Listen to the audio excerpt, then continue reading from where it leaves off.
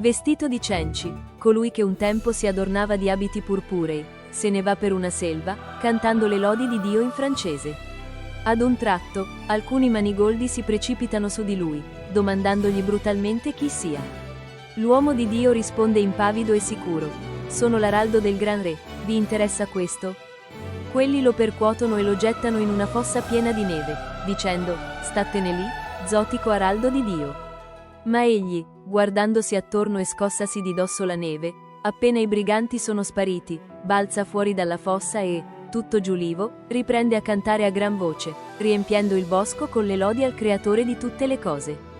Finalmente arriva ad un monastero, dove rimane parecchi giorni a far da sguattero di cucina.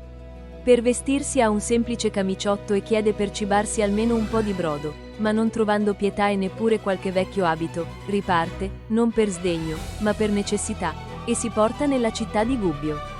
Qui da un vecchio amico riceve in dono una povera tonaca.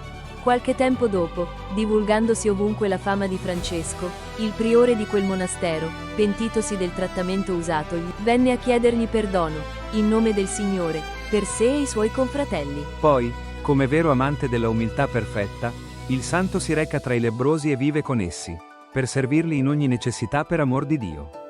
Lava i loro corpi in decomposizione e ne cura le piaghe virulente, come egli stesso dice nel suo testamento: quando era ancora nei peccati, mi pareva troppo amaro vedere i lebbrosi, e il Signore mi condusse tra loro e con essi usai misericordia.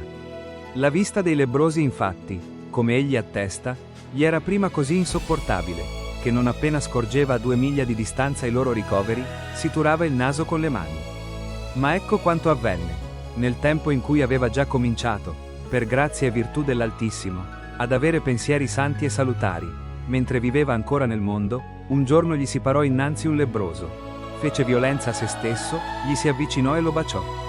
Da quel momento decise di disprezzarsi sempre più, finché per la misericordia del Redentore ottenne piena vittoria. Quando era ancora nel mondo e viveva vita mondana, egli si occupava dei poveri, li soccorreva generosamente nella loro indigenza e aveva affetto di compassione per tutti gli afflitti. Una volta, che aveva respinto malamente, contro la sua abitudine, poiché era molto cortese, un povero che gli aveva chiesto l'elemosina, pentitosi subito, ritenne vergognosa villania non esaudire le preghiere fatte in nome di un re così grande. Prese allora la risoluzione di non negar mai ad alcuno, per quanto era in suo potere, qualunque cosa gli fosse domandata in nome di Dio. E fu fedele a questo proposito, fino a donare tutto se stesso, mettendo in pratica anche prima di predicarlo il consiglio evangelico: da a chi ti domanda qualcosa e non voltar le spalle a chi ti chiede un prestito.